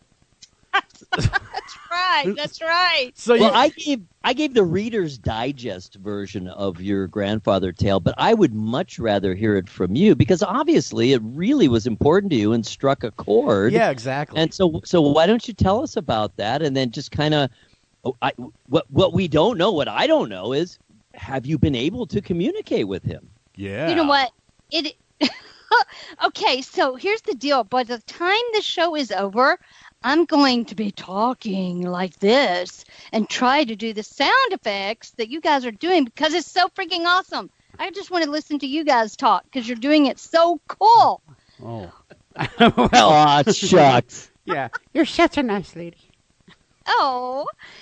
Well, like everybody, you have somebody special in your life and you lose them. It's difficult. Yeah. For me, I think the difficult part was my grandfather was just the most kindest, gentlest person. I know everybody thinks that about their grandparents, but I'm telling y'all I had the best. And, he passed away quite suddenly. We really didn't know he had gone in for heart surgery. Mm-hmm. And I had to stay home with my two younger brothers and was going to visit him the next day. And we had a super duper special bond. And, my parents called me and they're like, hey, Beck, everything's good. We'll see you in the morning. Okay, great. My parents show up in the middle of the night and they're just sobbing. She said, my mom tells me the doctors are sobbing. They have absolutely no explanation, but for some reason he passed. Oh. Okay, yeah. Yeah, and you know how when you hear that news, and I was so confused because just a few hours earlier I'd gotten the call, hey, everything's great, he's recovered, it's all good. So I was very confused at the time. So I think a part of it was also, the survivor's guilt. Sure, right. Yeah, you don't get to say your goodbyes, and had I known that was going to be my last time with him, of course I would have driven. It was about an hour and a half away from where I lived. It was in Dallas, and we lived outside of Dallas. So I think I had a lot of survivor's guilt of not getting to say goodbye. Yeah. And I just couldn't cope, like so many of you out there. It's just very difficult. And so I'm just like, no, I'm not doing this. I'm not letting go. Yeah. So I just start. Yeah, you know how because Becky, to be honest, just to cut in here for a second, the unexpected death has been told to me because no death is easy to take, no matter how prepared you think you are. But it's especially the unexpected left field that especially impacts people more than anything else, because it's the thing that they feel that they left unsaid or they left undone, that they weren't able to say goodbye properly. And that bothers a lot of people their entire lives. It nags at them. So, it's really a devastating thing to lose somebody, again, out of the clear blue. Now, after your grandfather had passed, did you have at all the classic departure visit? You know what? This is the weirdest thing. Not for years. I would say at least 10 years. And I started reading everything and trying to communicate. And I'm sitting in the graveyards at 17, 18 years old by myself, trying to communicate with the spirits. And all my friends are running around and drinking and partying, all this stuff. And I'm like, who's here? Is anybody here? Please come through. Oh, my gosh, please come through. Yeah. I hear you. I've been there. I was that kid, too. Going, come on, talk to me. Come on, you got something to say, don't you? Come on. Damn you, talk. I know you see me. I know you do. Exactly. Yeah. And it's frustrating, until you kind of learn a little bit more, especially patience. Oh, yeah. Oh, my gosh. Don't you have to? Everybody that gets into the ghost hunting world, paranormal, whatever, I think, because there's so many shows in media today, people think, you're just going to jump right in there and you're going to have an experience immediately, like within an hour or minutes. And you guys know it does not happen that way. You can sit for hours. Or maybe it never does come at a certain location. Oh, yeah. I mean, it just kind of, sometimes it's a lot like fishing.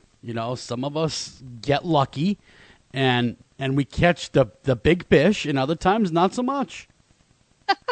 And have you ever, so this is like a behind-the-scenes ghost hunter thing. Have you ever sat in a location so long where nothing happens and you're in the zone of, I really don't care if Oh, anything God, happens I fall now asleep, or not. Yeah, I bring a cot with me just in case.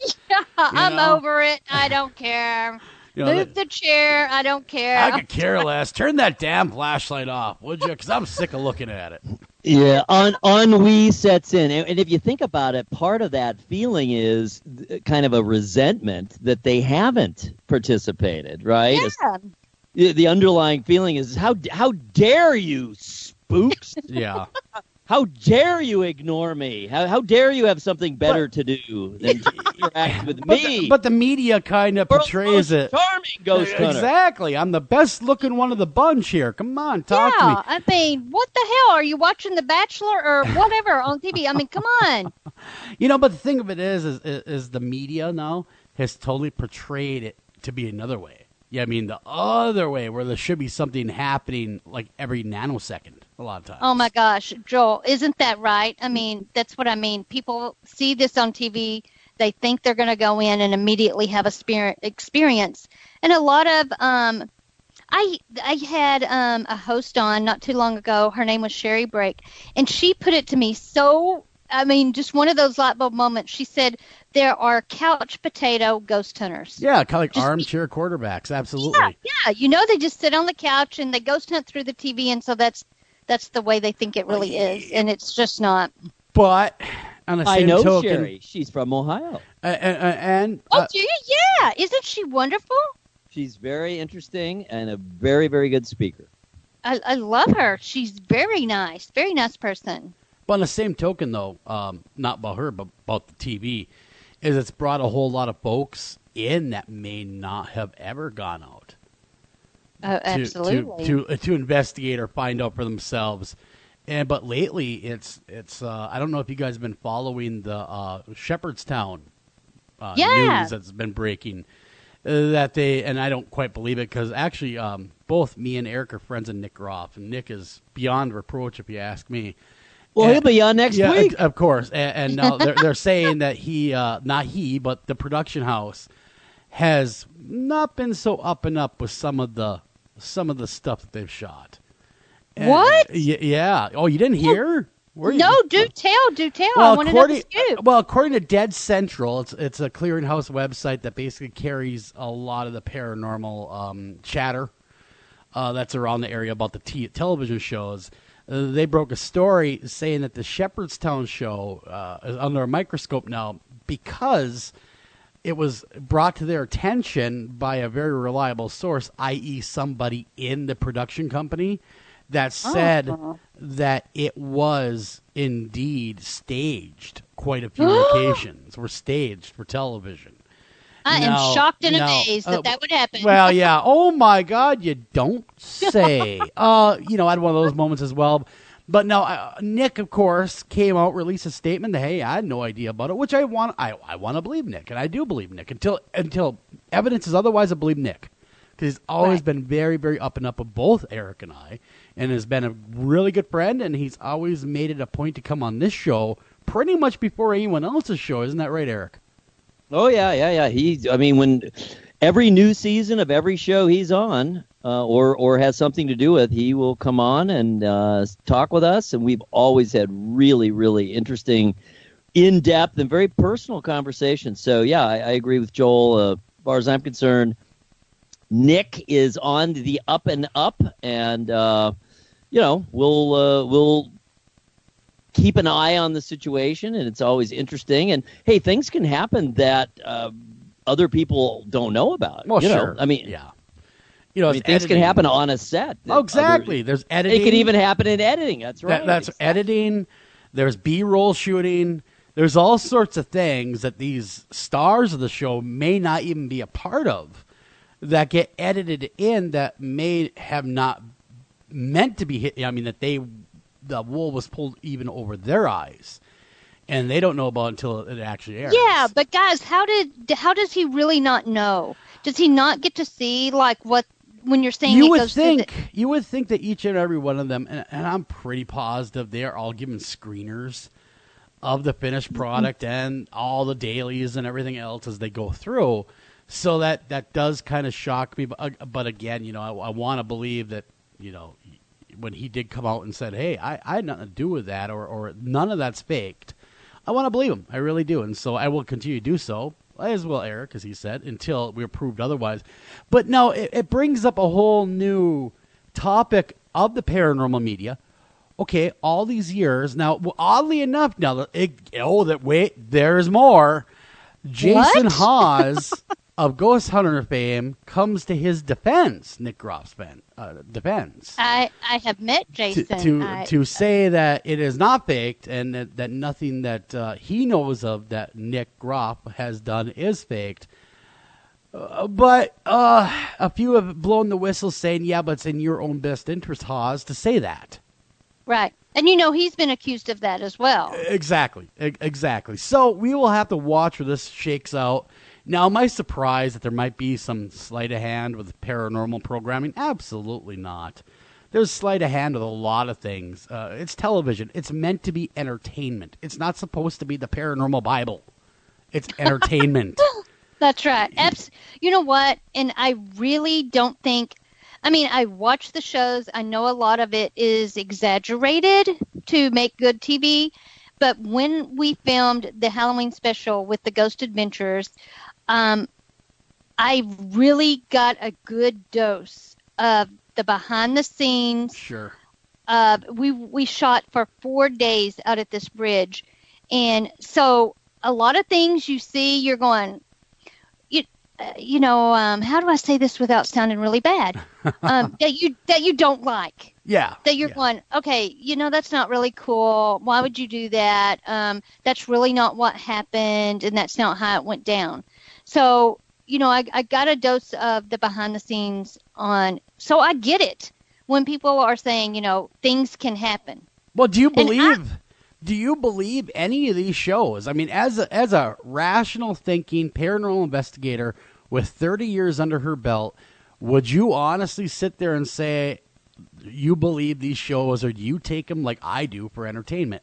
Should they ever be used as the paranormal Bible as well? That's another question. So I'll give you the floor. Absolutely not.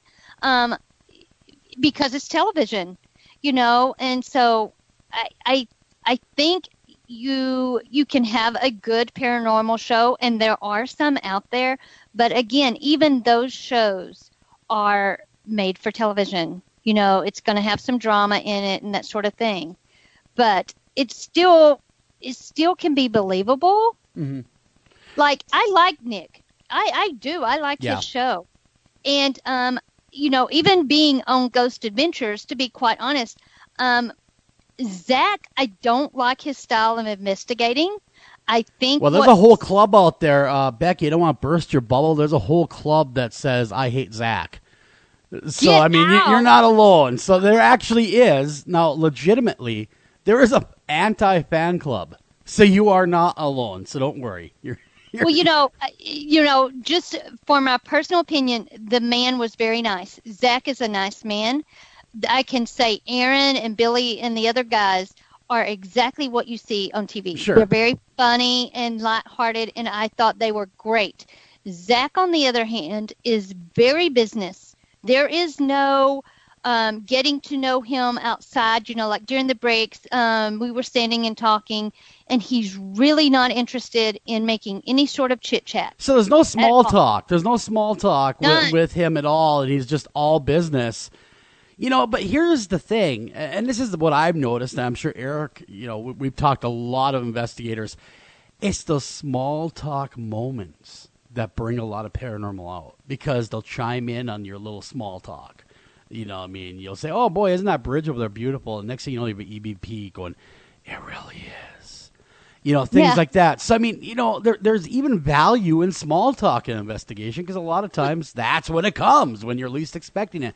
Now, that surprises me that he would be so off-putting that way, where he don't want to be, more endearing to people, because, of course, that brings good energy into the area as well.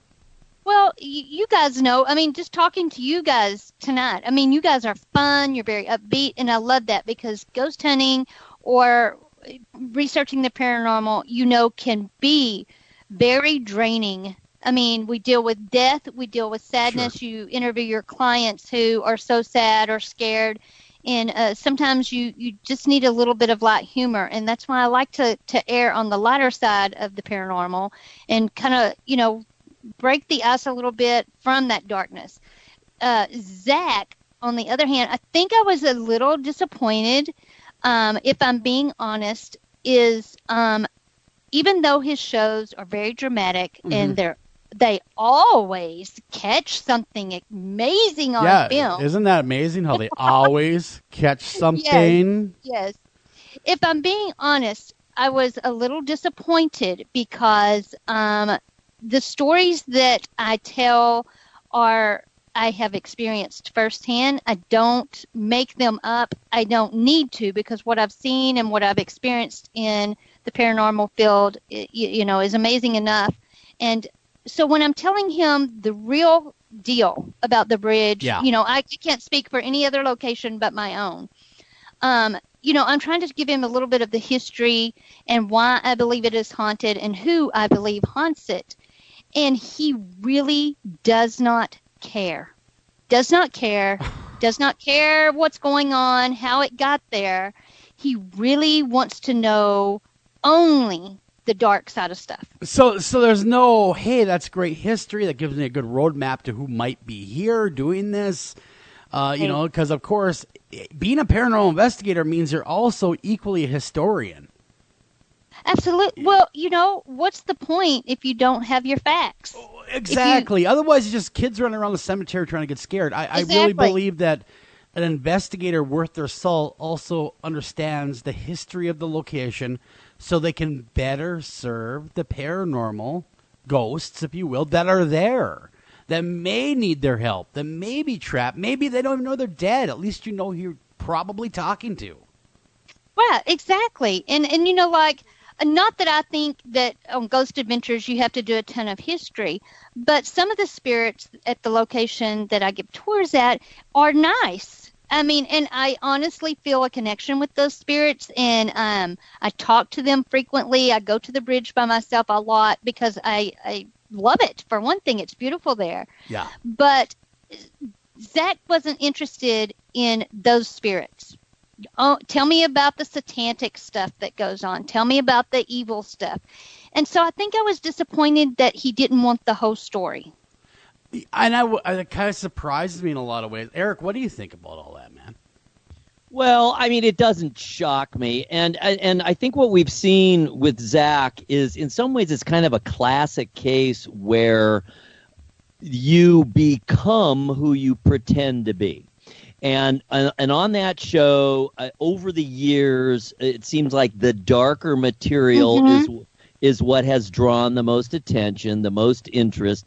And you've just seen him on a personal level just drawn more and more to the dark side and ignoring, kind of everything else. Pretty much just what you're saying, Becky. And you see that in his presentation on the show. You see that in the fact that Nick eventually decided to leave because of various reasons, but not the least of which was, I think, a overly emphasis on the dark. And there are other kinds, just like you're saying, and it's not all dark. And the darkness is just that, and I don't think it's necessarily any more interesting. And back to the part, I didn't want to interrupt when you guys were talking about history and how important it is. Ultimately, I think the most important aspect of ghost hunting, of paranormal investigation, with the really underlying theories behind the philosophy behind it, is so that you can empathize, so that you can understand where that person, that former person, is coming from and why they're here and what they're trying to express. And how can you empathize if you don't know the background, if you don't know the history, if you don't know the facts? You can't empathize. And you can also do away, Eric, I don't mean to interrupt you at all, but you can also do away with some mishistory too. That isn't correct. Like, look at Bobby Mackey's Music World. Forever they said that the lady was killed and her head was tossed on the well. We found out from historians that is not accurate at all.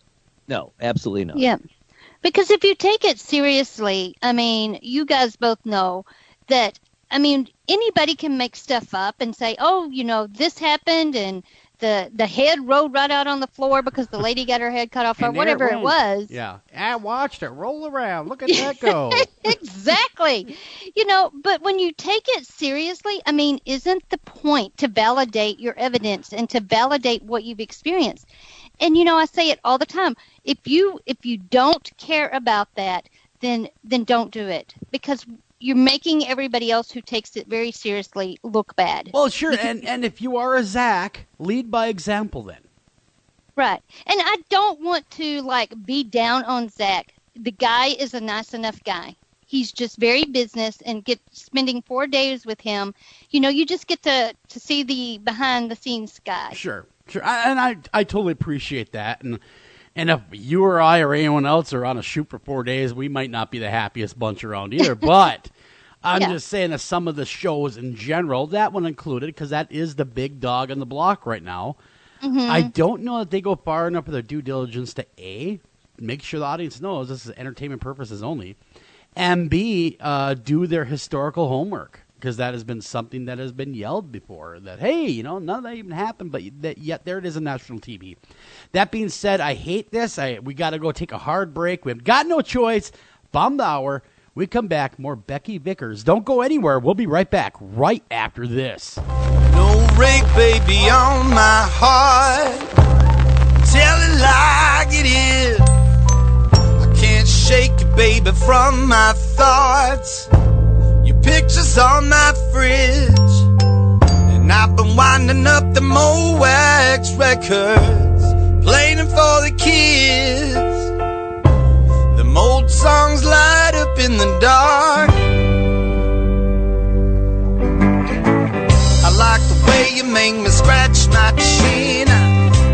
You're holding out your arms. This is Jen McGowan, founder of Wayward Souls Promotions, a company dedicated to helping individuals, teams, radio shows, and others that are seeking exposure for their individual events, conventions, and shows. We offer a wide variety of advertising, such as web-based article, social media posts, podcast advertisement, and so on. Contact us at paranormalpromotion@gmail.com, visit us on Facebook at Wayward Souls Promotions, and visit our website at www.waywardsoulspromotions.com. Author Steve Asher brings us Hauntings of Trilogy. Steve's first book, Hauntings of the Kentucky State Penitentiary. This first installment of the trilogy tells us the tale of the Kentucky State Penitentiary and why it's so haunted. With every turn of the page will be something new and terrifying. Pick up Steve's new book, Hauntings of the Kentucky State Penitentiary, at Amazon.com, Barnes & Noble, and all better bookstores everywhere. Anavar Media LCC is a dedicated team of professionals committed to helping business development scale and protect their websites, mobile applications, enterprise software solutions in the Northeast Ohio area. Locally owned since 2012, our client-centered values truly sets Anavar apart. Contact us today to learn how you can get 25% off your first project. Call them at 234-380-4852. Again, that's 234-380-4852, or visit them at www.anavar.com. Again, that's www.anavar.com. If you're listening to After Hours AM, do you have a question for the guests or even the host? That's really easy. Go ahead and email those questions to afterhoursam@gmail.com. Are you feeling like picking up the phone and being part of the show? Call us at 612-326-6874, 612-326-6874. Come be part of the madness. I ate his liver with some fava beans and a nice Chianti. Well, I got an old radio song. It's been rolling around in my head. I've been waiting on you, but I better not hold my breath. And I got told that it wouldn't take long, but I've been waiting here ever since. I've been waiting on you, but I better not hold my breath. And I love the beauty in the mess And welcome Absolutely. back to After Hours AM. And now it's time for the rest of the story. And of course, tonight we are talking with Becky Vickers, and I'm your host, Joel Sturgis. So right along with me, Eric Olsen. And you What got- I want to know from Becky is, first of all, we never closed the loop on her grandfather. No, we so did has not. she communicated with her grandfather? And then we were just talking about this amazing Goatman's Bridge and the fajitas. I want to hear the tale of Goatman's Bridge. I want to know all about it. Okay, let me answer your first question about my grandfather. It is weird. I did not have a visitation from him for about 10 years. But I did have a very special visitation from him one night in my dreams. I was actually awakened by the touch of his hand in my hand and the warmth of people's hand. You know, when you hold somebody's hands and it gets warm? Yeah. Literally, I sat up in my bed and my hand was clenched like he was holding my hand and I could see him. And I think it was the guilt, you know, because I didn't get to say goodbye. And he said, it's going to be okay, and you need to let it go. And I burst out in tears. And this is the middle of the night. And at the time I was married, and my husband is like, what is going on? And I'm like, I don't want to tell him. I don't want to tell him what has happened. Literally, y'all, for about a week, I could not. My hand stayed warm. And Wow. I honestly, I mean, it didn't go away. I would rub my hand because it was kind of freaking me out.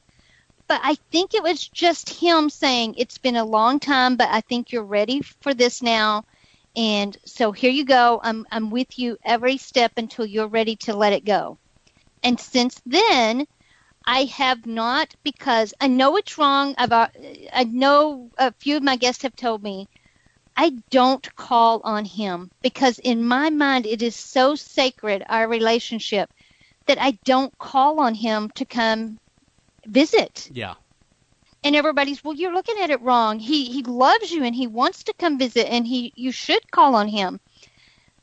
Maybe so. And I know a lot of people do that and to each their own. But for me, I talk to him a lot out loud. Like, you know, I called him Nan and I'll say, Nan, please help me. Red or blue, whatever it is, but I don't ever say, Nan, I need a sign from you. I need you to come in. I need to hear from you. I never do that. I don't ask for EVPs from him. I talk to him, but I never ask for the response. And I think I have had what I consider really successful stuff in the paranormal field, writing a book, getting to speak, getting to meet some wonderful, wonderful people and do amazing things. Sure. I think because I don't call on him all the time, he's like, okay, Beck, if you're not going to talk to me and this is what you're doing, because I do it all in his honor. I know it's weird, but it's my way of staying connected is to do all of this. I feel like he puts all this stuff in front of me. Okay, here you go. Here, start a radio show. This is what you love. So since you're not going to call on me, should I or should I not start a radio show? And forget that. Here it is. You're going to do it, or go investigate overseas or whatever it can be. So only once have I really had a visual, and again, my hand stayed warm, and it was his warmth. It wasn't anyone else's, no doubt about it. He was holding my hand until I was ready to say, okay, I got to let go of the guilt of not getting to say goodbye. Wow. And so ever since then, I've kind of been much better about it. Well, now that's a powerful story that you've taken. That's a great story. Yeah, that really is. And then in his own honor, now we have been told by psychic mediums have been on the show that when you call out to these souls are doing their own thing on the other side. Whatever job they're designated to do, they're doing. So when you call out to them, they're like, oh, damn it, I got to go back and see Becky. I'm telling you, girl, you got this. Now let me get back to what you're doing, okay? And you know what I mean? So there's that way of thinking, which I want to say that I believe that because I think we're all destined to do something else on the other side, some more work. Or what have you that we're destined to do, or you just never know. But that being said, that is a powerful story, but now we got to hear about the bridge. We cannot let you out of here without a good ghost story because we only got about 20 minutes left. Okay. So, what do you want to know? The bridge is insanely the whole thing, baby. Okay, the whole shebang, the whole quesadilla. Cue the creepy music. So we're on this dark bridge, and oh my God, the trees are swaying in the moonlight, and it's dark as you know what. And all of a sudden, you feel something on your back, and it starts to burn, and it's burning down your back. And you have somebody lift your shirt, and there's scratches. You go down in the woods, and I have heard this time and time again. Sure. There's this growling. I mean, it's like. And I'm a country girl. I know a lot of varmints. This is I was not gonna try to do this creepy music for you, but man, it turned out to be way too loud. So let's try that again, just to set the mood. Okay, set the creepy music in. There we Ready? go. You're ready. Here it is. It's on. I don't hear it. You don't hear it? Oh, I don't want pot up too loud. It's gonna destroy it. Okay, let's go on. Sorry, that's my moment of technological foobah there with the board. Dang it! It was going to be good, too. It was going to be good. So, long story short, the bridge had a black man back in 1938 that was hung from the bridge. His name was Oscar Washburn. Oscar sold goats for a living here in North Texas and was very successful. He made a lot of friends with the townspeople. And he decided to put a sign on this bridge that said, "This way to Goatman's," because that's what the townspeople lovingly referred to Oscar as, is the Goatman. Okay. Oh, no. The KKK, which, guys, is still very prevalent today and still evidence all the time I see down of sacrifices, all these weird, crazy things down at the bridge going on. It still goes on today. They said, no way. Back in the day, black guys cannot be successful. Take down the sign, and we're going to wait, and we're going to kill this man. So they hung him from the bridge. They came back to check on him, and he was gone. Oh, no. There was nothing on the bridge but the rope and the noose. So they felt like some way he had escaped and went back home. So they went to Oscar's house, and Oscar was not there, but his wife and 2 children were, which were murdered and burnt down the house. Wow, so they went back after they did an Oscar, went to go look for it and make sure he had his comeuppance, or at least they thought that's what he needed was his comeuppance. They go to his home and kill his family on top of killing him? Yes. Wow, that is some vengeful people. I mean, all he was doing was selling some goats, man. Relax. I know. I mean, what's up with that? Can't the man sell goats, for goodness sake? Really, honestly, the man didn't deserve what you did to him. And what was the rationale behind lynching the poor man and then killing his family? And why do you think his body disappeared, too? So let's kind of, what do you think about that whole thing? They lynched him because he was black, and this was the Ku Klux Klan, That's true. So, he did say that they are really prevalent, even to this day. And you're right, by the way. I have lived in Texas, and I have been in the South. Yes. And I remember, just a really quick story. I want to say I was in Georgia, and there was one of those adopt a highway signs, and it actually said, sponsored by the KKK. No, it did. not. It really did. It honestly said that. No joke. The Ku Klux Klan was actually sponsoring that particular highway. Wow. I don't even know what to say to that. I didn't know what to say either. And I'm like, whoa. Oh, my. First of all, I'm surprised the city would even allow that. Well, this is back in the 90s. So this is like maybe 97, 98. Yeah. So it's a little more, old South opposed to New South back then. True. However, it's a terrible. It's a tale of murder and mayhem, awful. in the ugliest and grimmest form, and for the worst possible reasons. Literally, it's a hate. Literally, it was a hate crime. That's exactly what it was. Yes, guys, so I can tell you. Tell us of the aftermath. Yeah. Okay, the aftermath is down in the woods. It's very, very thick. And when you go down in the woods, you can see these glowing balls of light. I can tell you I have not ever had a tour group go through there that they weren't spotted. I don't know what they are.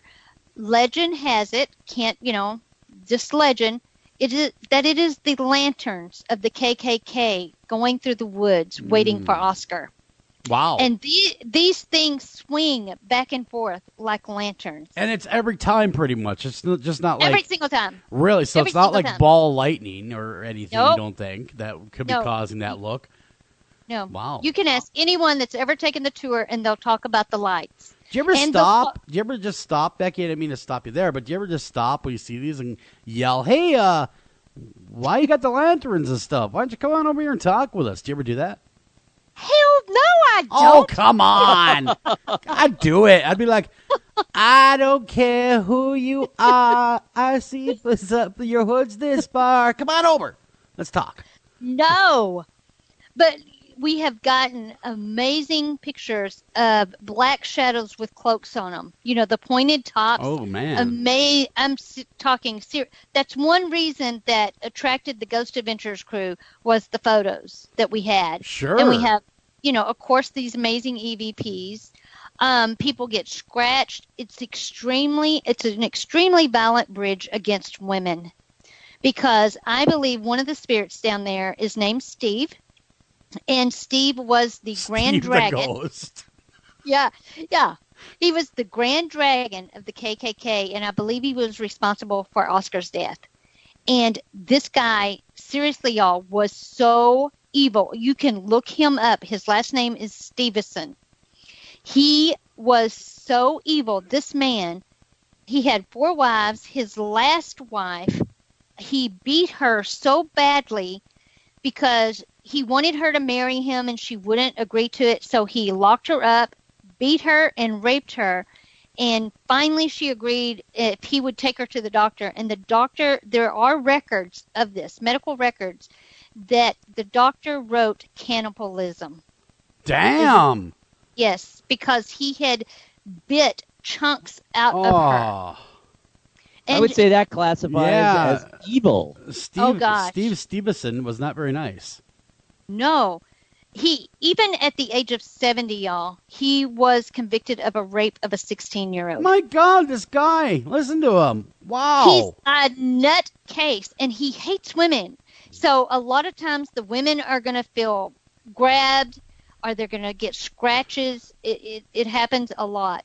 Wow. One of the creepiest things that I'll talk about very quickly is because there are so much devil worshiping and satanic stuff going on, it is believed that there's a satyr down at the bridge, which is half man and half goat, that these people have conjured up because of the legend and all of this sort of thing.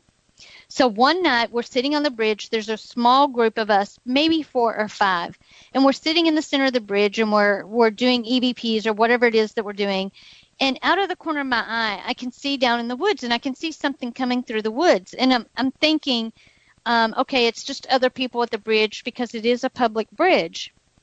But I keep seeing it getting closer and closer and closer. So I look around, and now the group is intrigued. What's coming through the woods? What's coming through the woods?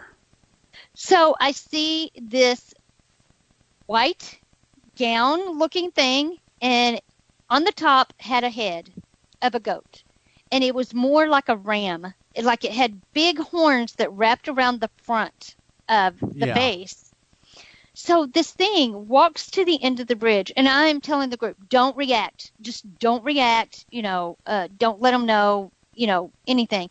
So it stops at the edge of the bridge, and I look at it, and I said, can I help you? It never says anything, just stares. And again, man. There's 4 or 5 witnesses to this.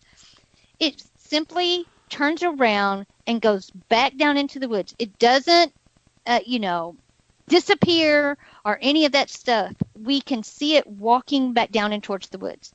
Do I think it could be someone dressed up? Maybe. Becky, why do you not chase these things? Come on. Chase it down. Did you miss the part where the bridge hates women? I'm just saying, you could be the first documented case. You can make paranormal history. What? Yes. You mean what we were talking about earlier? You mean like the beginning of the show? I'm just throwing it out there. I know I'm getting a lot of that right now on Facebook. People hit me up. Chase the thing. Oh my gosh! Listen, Don't be your foul. I have done a lot of things down there by myself, and I'm not kidding. It is creepier than heck. Oh, I when wouldn't you chase are it a either. Female. To be honest, Becky, I would. What? I would not chase it either. I'm sorry. I wouldn't chase it. So, Joe, you just gave me crap, and you would have chased it either. No, I wouldn't have chased it either. I'm just hoping you'd do it.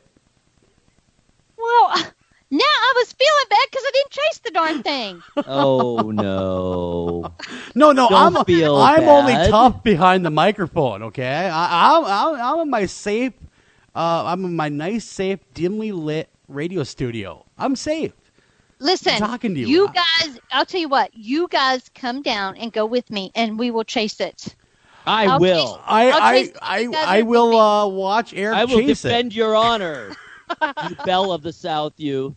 Yes, yes. Will you and I will sit back and watch You Eric flower chase it. of Texas womanhood. Wow. Oh my goodness! What the heck? Wow. I will defend you. That's how Okay. I will do it in my mind. Listen, you have to bring fajitas though, because now I'm starving to death for fajitas. Exactly. Oh, So- I will. so I all will. this- I will. I will. Okay. We'll have them airlifted in No, Yeah, let's and do it. dropped onto the bridge. Okay. You know, I didn't know ghost hunting could get better, but let's throw some fajitas in, and it is better.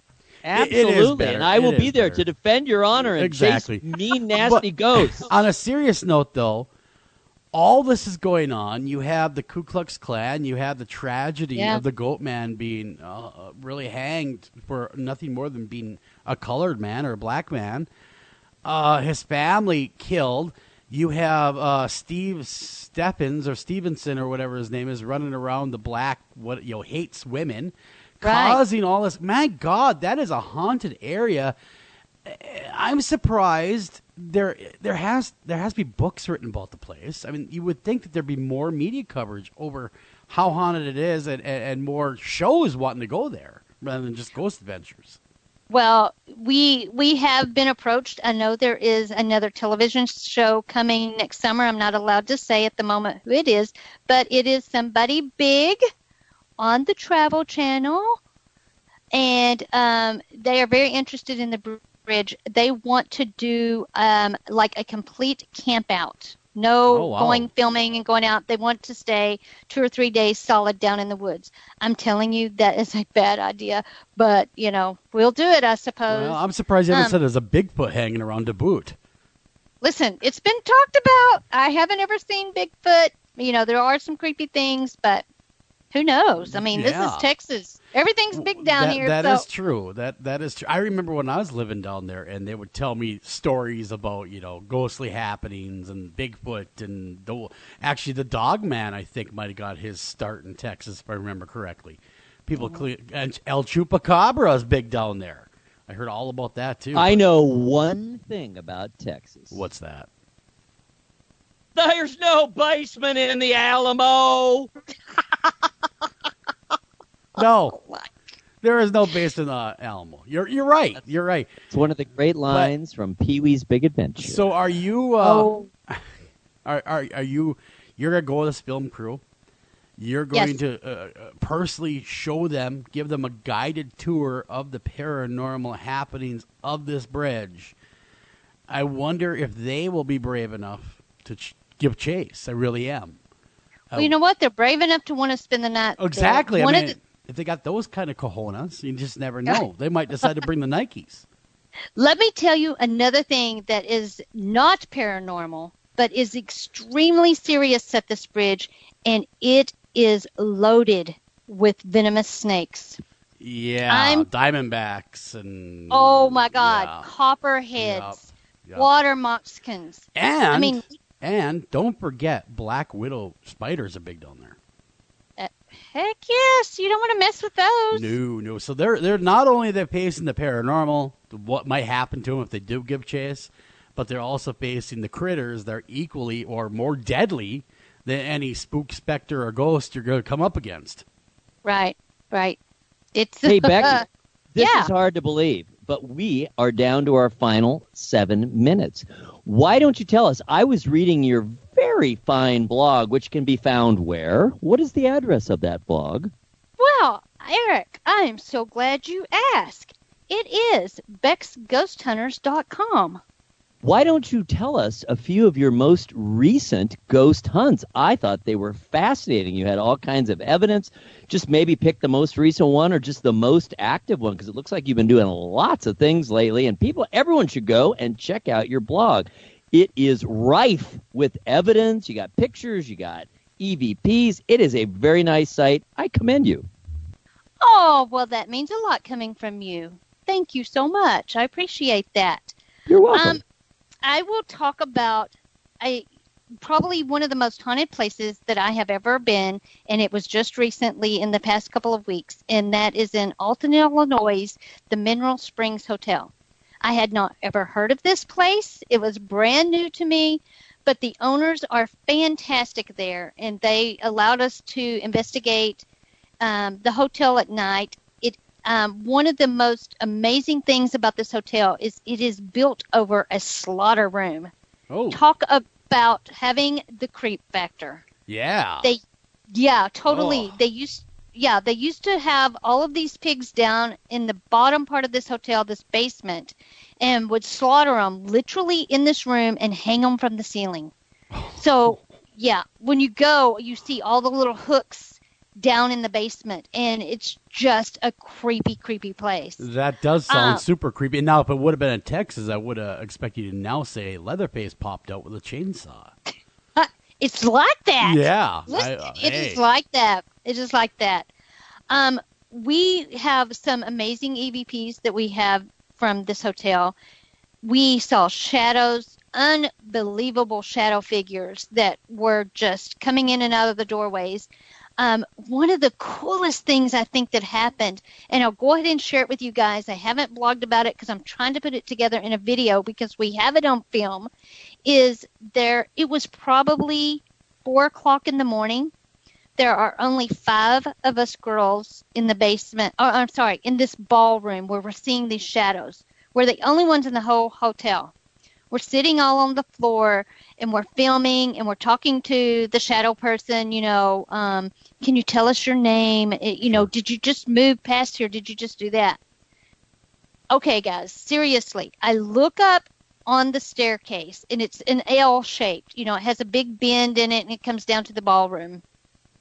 I see a ball sitting there, and I'm thinking to myself, well, that's odd. What's the ball doing at the top of the stairs? I don't recall that being there. I'm pretty sure we didn't put a ball at the top of the stairs. The ball is like a tennis ball. And I'm watching it, and all of a sudden, like with force, it starts bouncing down the stairs. Bounce, bounce, bounce. The way it came down the stairs, it came through a little guardrail. It landed on the floor. Y'all, it was going very fast, so it should have rolled right across the room in front of us. You know what I'm saying? Because it has speed from coming down the stairs. It literally stops dead center in front of the doorway where the shadow spirit is, or the shadow man that we've been seeing, almost as if he reached his hand out and stopped the ball. It was absolutely amazing. Whoa. So it came down like somebody was bouncing it and playing with it and doing this and doing that. Wow. And did you watch it? Did you watch it come down? Oh, yeah, we have it on video. Man. Yes. So, that would have been cool to see. That is super cool. That is really cool. Listen, and the video has some light language, put it lightly, because we were so shocked. It's like, what the blank was that? Yeah. What is that going on over there? Yeah. That is a super cool story, and I suggest everyone go to BecksGhostHunter.com, BecksGhostHunter.com. Check out our blog, One Stop Shop. Kind of read what she's up to. There's some videos there. And, of course, really, really quick, tell everybody when your radio show airs and where again. Woohoo! Yes, listen to me on Tuesday nights, KCORradio.com. It's out of Las Vegas. It's called Bridging the Paranormal. It's a fun show from 7 to 8 on Texas time. It's Central Time. So it's 7 to 8 Central Time. Perfect. Make sure you tune into that show, and we'll be going head-to-head Tuesday nights, Bex. Let's do this. You and me, we're expanding to Tuesday night as well. So, I like your threatening voice. Listen to both if you possibly can. But we're at the end of another show, and I want to thank you, Becky, for coming on the show. And really, we enjoyed speaking with you. Some great stories, some really interesting stuff you shared with us, and we'd like to thank you. You guys are awesome. Well, Come see me in Texas. Yeah, Thank you for having me on. On behalf of myself, Joel Sturgis, of course, behalf of me, and Mr. Eric Olsen, we would like to thank you for listening to this edition of After Hours AM.